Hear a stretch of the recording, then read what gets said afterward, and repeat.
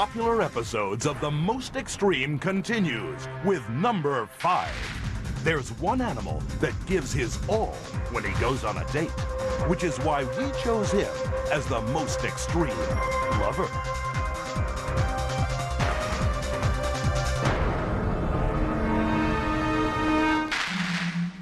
In the forests of Australia, falling in love is the last thing you want to do if you're a male redback spider. This femme fatale is infamous throughout Australia for her poisonous bite. But she holds a deadly attraction for her puny mate.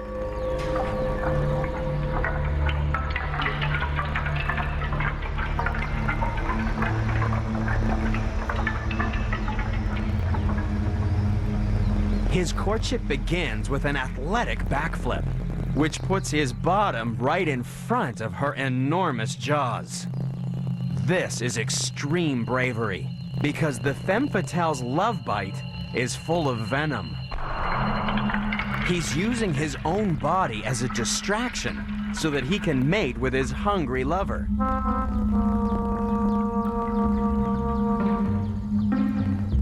And then, before the female's poison can work, the male tears himself free of her deadly embrace. The female just waits and licks her fangs. She knows that this half-eaten, hen-pecked mate will always limp back to her.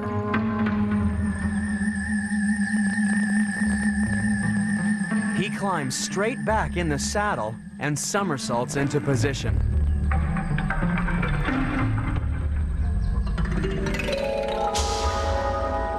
This time, there's no escape. He dies so that his lover gets a good meal to nourish the eggs he's just fertilized. The male redback spider was tasty enough to come in at number 5 in our popularity countdown. But just wait till you get a whiff of number 4. It's easy to smell why one animal was our choice to be the number 1 most extreme stinker.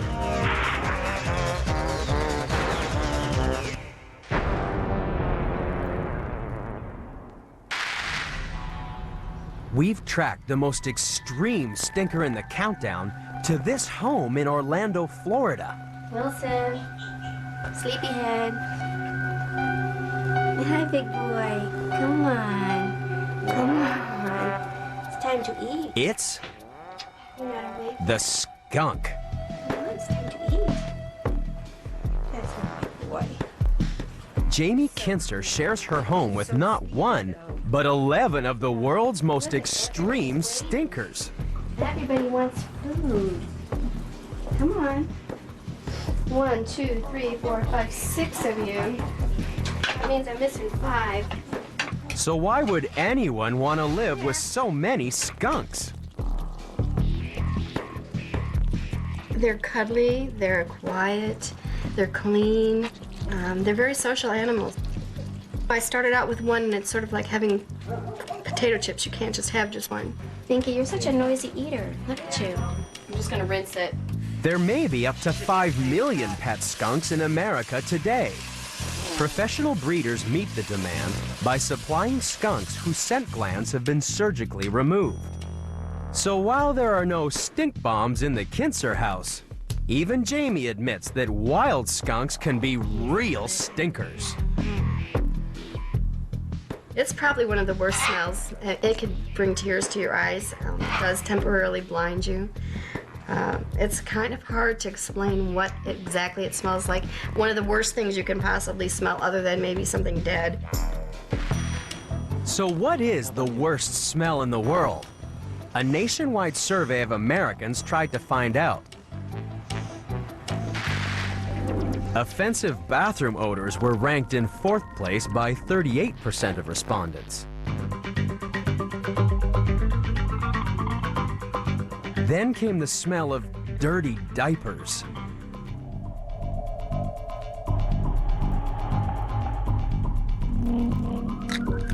Rotten eggs got 47% of the vote.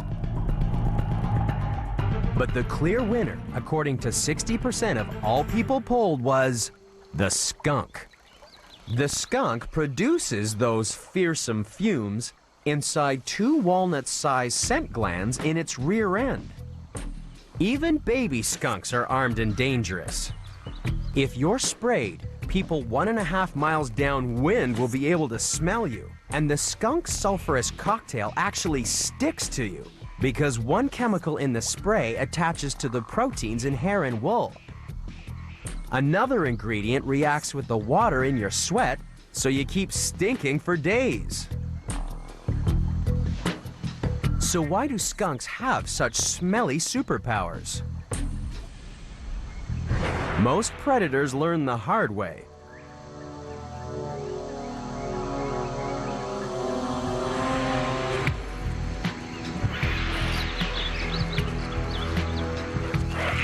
The skunk's 2 scent glands are powerful guns, capable of squirting up to 15 feet.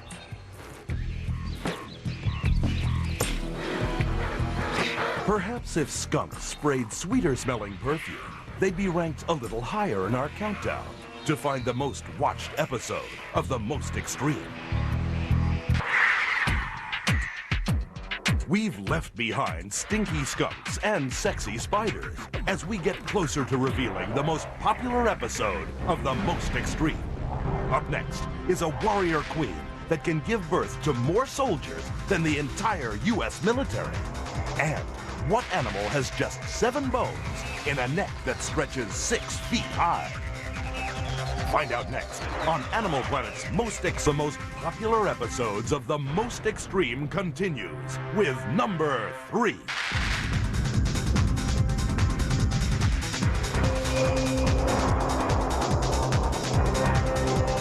Stretching ahead of all other contenders was the animal we chose to have the most extreme body parts.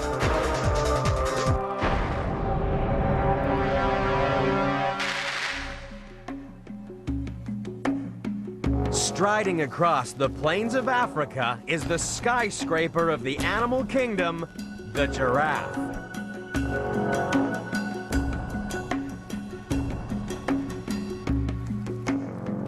The word giraffe comes from an Arabic word meaning the tallest of all, and it's easy to see why.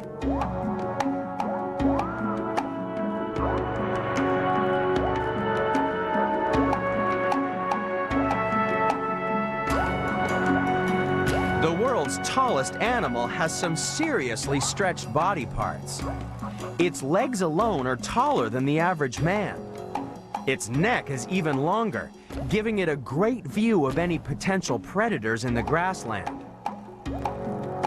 Having a head for heights also means that the giraffe can feed in places no other grazers can reach.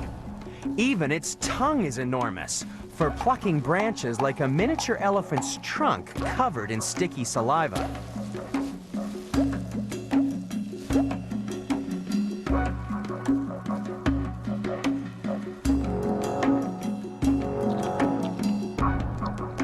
The giraffe has such a bizarre collection of body parts that it's difficult to get an idea of just how tall it really is.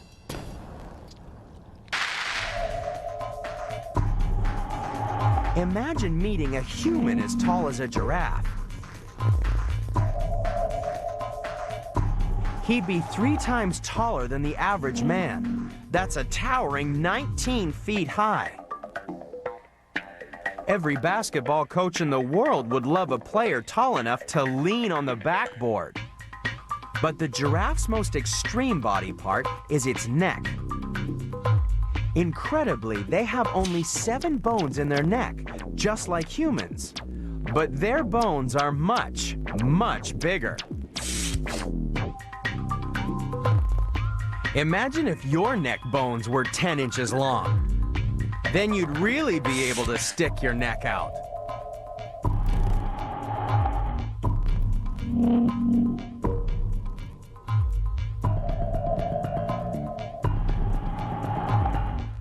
But living with a 6-foot-long neck isn't easy.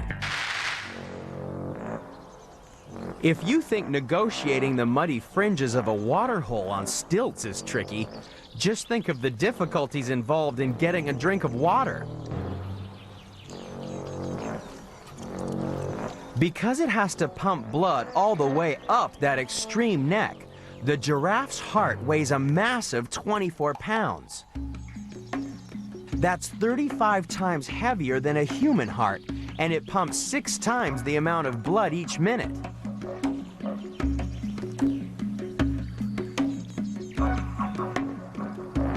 If it weren't for the special valves in the neck controlling the flow of blood, the giraffe would pass out from the rush of blood hitting the brain every time it bent over for a drink.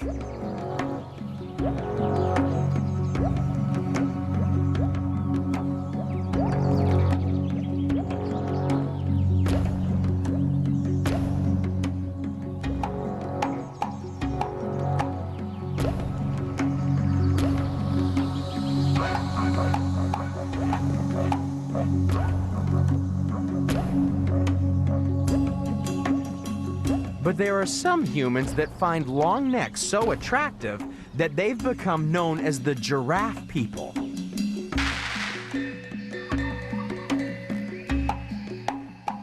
In Southeast Asia, women from the Karenni ethnic minority elongate their necks by fitting them with brass rings. The rings increase the distance from earlobe to collarbone up to 10 inches. That's more than double the average length of the human neck. The rings work by pushing down on the rib cage. This makes the body shorter, so it looks like the women have longer necks.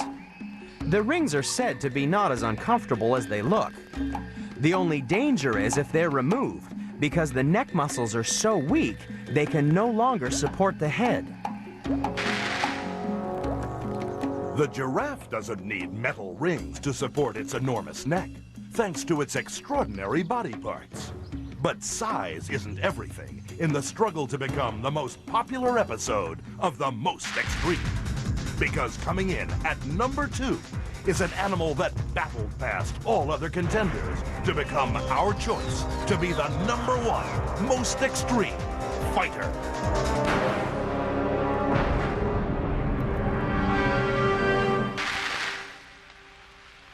In the frozen forests of Northern Europe, the most extreme fighters on the planet sit in a fortress waiting for spring.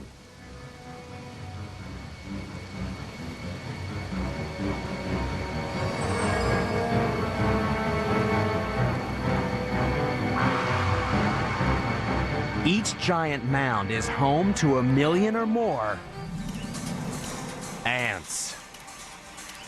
These tiny insects are the most extreme fighters in the countdown because when ants go to war, nothing can stand in their way.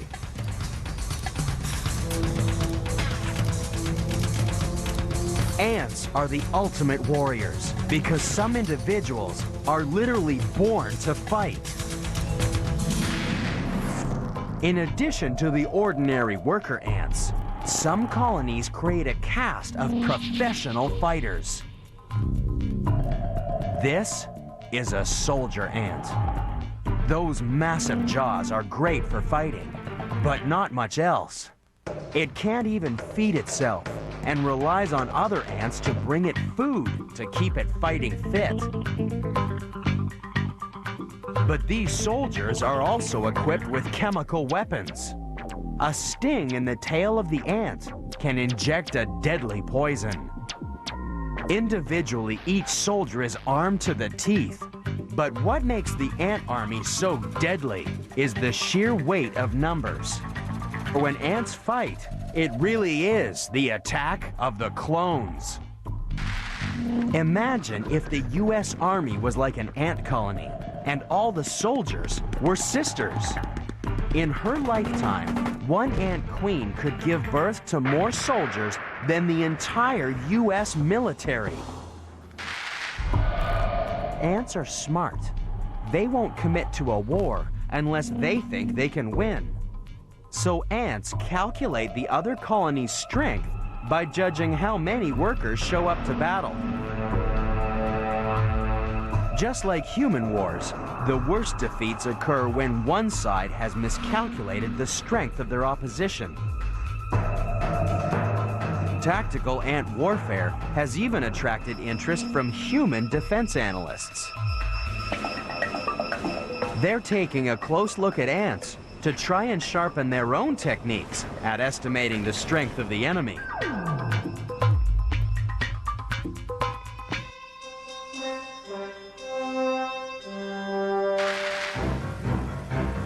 The victorious colony will kill the queen, steal the food supplies, and even make slaves of the defeated workers.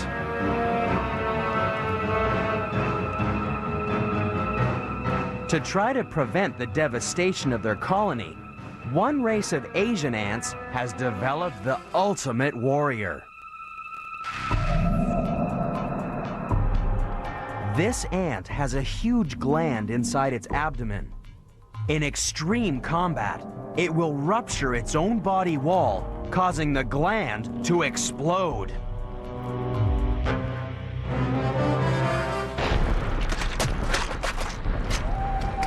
The ants are like walking grenades, spraying sticky, toxic material all over the enemy. They make the ultimate sacrifice to protect their colony, which is why they're the most extreme fighters in the countdown.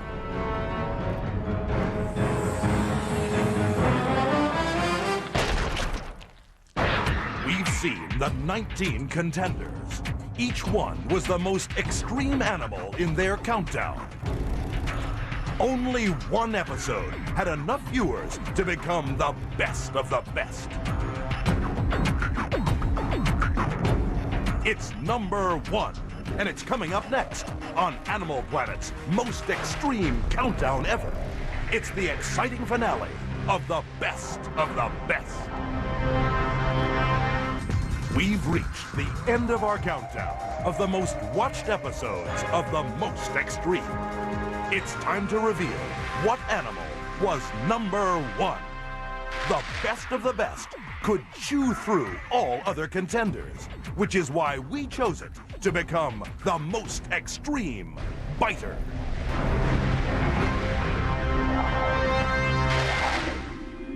Every animal in the sea knows that when it comes to biting, what could be better than Jaws?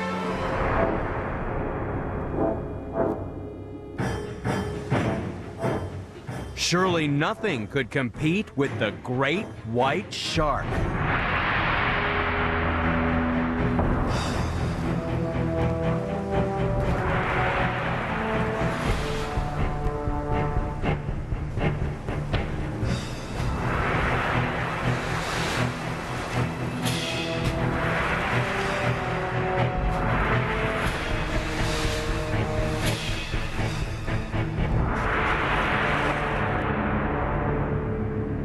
The great white shark is a bloodthirsty biter that could easily be number 1 in the countdown. After all, it's always on the lookout for something to sink its teeth into.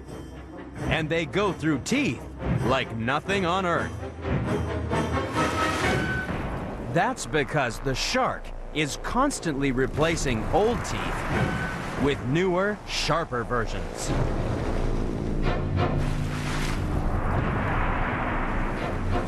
Wouldn't it be nice if we weren't quite so attached to our teeth?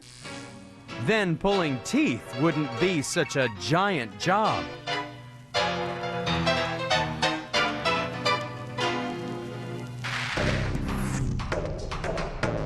All 32 adult teeth are firmly anchored in our jaws.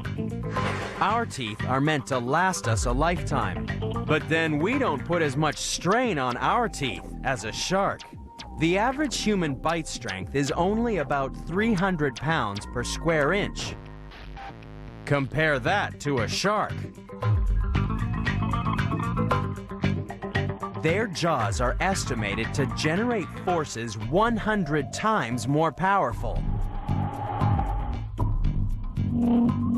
We'd go through a few teeth as well if our bite strength topped the scales at 40,000 pounds per square inch.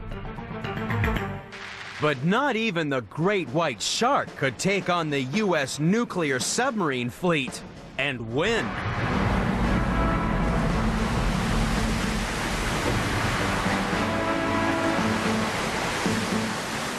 The #1 most extreme biter in the countdown earned its place because back in the 1970s, it forced a nuclear submarine to return to base.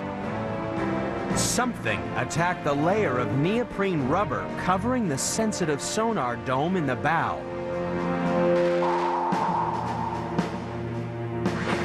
Careful study showed that the submarine had been hit by something that removed a perfect plug of rubber, 2 inches wide and 2.5 inches deep.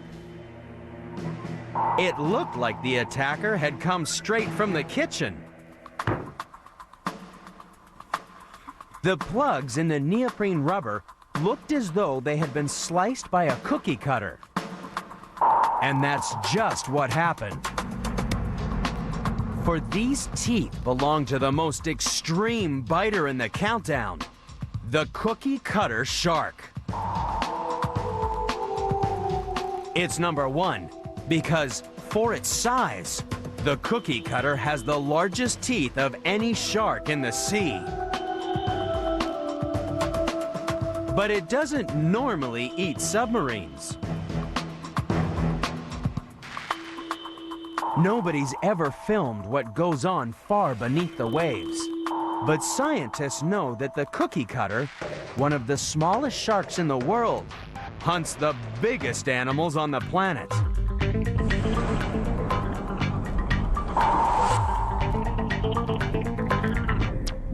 Whales, not nuclear submarines, are the normal diet of the cookie cutter shark. And that's what makes this biter #1 in the countdown. It feeds by sinking those incredible teeth into the side of a whale and then lifting out a cookie-shaped piece of flesh before the whale, or submarine, knows what hit it.